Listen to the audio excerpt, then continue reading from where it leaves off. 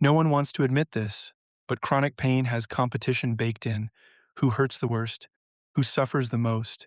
Who has the rarest diagnosis? Who's been dismissed by more doctors?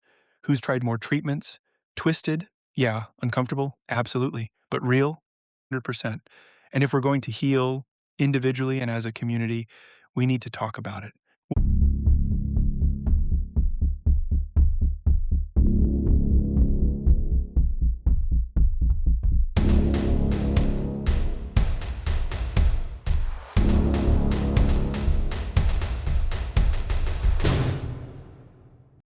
Welcome back to Painfully Real. Today we're breaking the biggest taboo in the chronic pain community.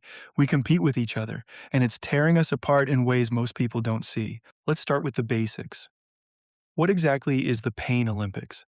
It's the unspoken competition that happens in doctors' offices, online forums, support groups, even in casual conversations between chronic pain patients.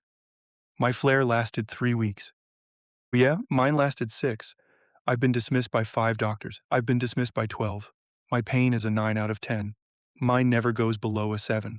We're not proud of it. Most of us don't even realize we're doing it at first, but it happens constantly.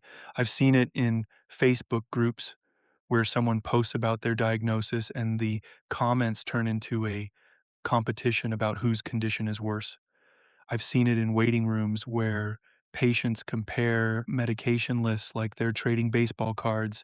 I've seen it in friendships where one person's suffering somehow invalidates the others.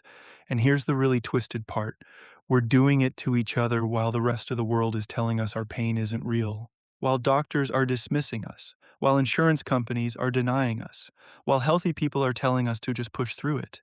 We should be supporting each other. Instead, we're competing for a prize that doesn't exist, validation that our suffering is legitimate. Think about how messed up that is. We've been so invalidated by the medical system, by society, by our own families, that we've internalized it. We've turned it on each other. The Pain Olympics says there's only so much suffering that's allowed to be real, only so much pain that deserves attention. And if your pain isn't bad enough, you don't deserve support. But who decides what's bad enough? Who gets to judge whose suffering counts? The answer should be nobody, but we've made it everybody. So why do we do this? Why do chronic pain patients, people who should understand suffering better than anyone, turn on each other? The answer is complicated, but it comes down to a few key things. Validation. When you've been told your pain isn't real, when you've been accused of exaggerating or drug seeking or being dramatic, you need proof. You need evidence that your suffering is legitimate, that you're not crazy, that you're not making it up. And in a twisted way, having worse pain than someone else feels like proof. If you're suffering more, then surely no one can dismiss you, right? Wrong.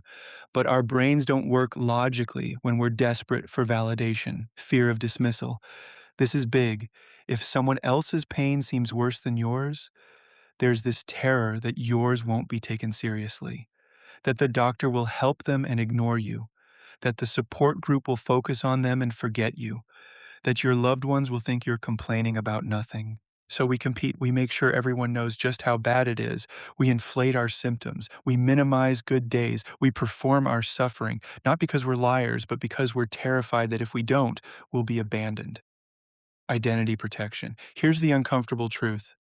When you've been in pain for years, it becomes part of your identity. It becomes who you are. And if someone else's pain is worse, what does that mean about you? Are you still sick enough? Are you still deserving of support? Do you still belong in the chronic pain community? These are scary questions. So instead of sitting with them, we compete. We prove we belong by proving we suffer enough. Scarcity mindset. We've been taught that there's not enough help to go around, not enough compassion, not enough medical care, not enough disability benefits, not enough accommodation. So we compete for scraps. We compete for the limited resources. We compete for the few doctors who actually believe us. It's not that we want other people to suffer. It's that we're terrified that if they get help, there won't be any left for us. Lack of objective measurement. Pain is invisible. It's subjective. There's no blood test that proves it, no scan that shows it. So we grasp for anything that makes our pain real. A rare diagnosis, a dramatic injury, A high pain scale number, anything that gives our invisible suffering visible proof. And when we see someone else with less proof getting support, it feels unfair. It feels like they're cheating, like they're taking something they don't deserve, even though rationally we know pain doesn't work that way. The Pain Olympics doesn't help anyone. It hurts everyone, including the people who win. It creates isolation. When people are competing, they can't be vulnerable. They can't admit when they're having a good day because that might make them seem less sick. They can't celebrate victories because that might disqualify them from the competition. So everyone suffers alone, performing their worst moments and hiding their best ones. It creates bitterness. Comparison breeds resentment. When you're constantly measuring your pain against someone else's, you start to feel bitter. Either you're bitter because they seem to suffer more and get more support, or you're bitter because they seem to suffer less and still complain. Either way, bitterness replaces compassion. It makes vulnerability unsafe. Support groups should be safe spaces, but when there's competition, vulnerability becomes dangerous. If you admit you're struggling, someone might use it against you. If you admit you're doing better, people might dismiss your pain. If you share your story, it becomes ammunition in someone else's comparison. So people stop sharing, and the whole point of community disappears. It turns healing into a contest. God forbid you actually start to feel better. Because then what? Does that mean you weren't really that sick? Does that mean you don't belong anymore? I have seen people, myself included, almost self-sabotage their own healing because they're afraid of losing their identity or their community or their validation. That's how toxic the Pain Olympics is. It makes us afraid to get better. Nobody wins. This is the ultimate tragedy. There's no prize. There's no trophy. There's no reward for suffering the most. The person with the worst pain is still in pain. The person with the least pain is still in pain. And now they're both isolated, bitter, and competing instead of supporting each other. The Pain Olympics has no winners, only casualties. I need to be honest. I've been guilty of this. I've played the Pain Olympics, I've competed, I've sat in support groups and mentally compared my symptoms to everyone else's. I've felt relief when someone seemed worse than me because at least I wasn't the worst. And I felt panic when someone seemed better than me. Because what if that meant I wasn't sick enough? I've judged people silently. I've thought, they can't be in that much pain if they're still working, or they don't look sick, or at least they got a diagnosis. It felt wrong every time, but I didn't know a better way. I was so desperate for validation, so terrified of being dismissed that I couldn't see the harm I was causing. And then one day someone said something in a support group that made me realize what I was doing. They said, "Hey, pain isn't pie. Someone else's suffering doesn't take away from yours. There's enough compassion for everyone," and it was like a light switched on. I realized I'd been operating from scarcity when I should have been operating from abundance. I'd been treating compassion like it was finite when it's actually infinite. Someone else's pain being validated doesn't invalidate mine. Someone else getting help doesn't mean there's less help for me. Someone else suffering doesn't make my suffering more real, and once I understood that, really understood it, everything changed. So how do we fix this? How do we stop the Pain Olympics? Replace competition with solidarity. Instead of asking, who has it worse? Ask, how can we support each other?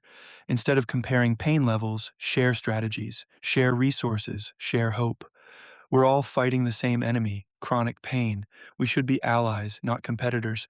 Replace comparison with honesty. Stop performing your suffering. Stop hiding your good days. Stop inflating your bad days.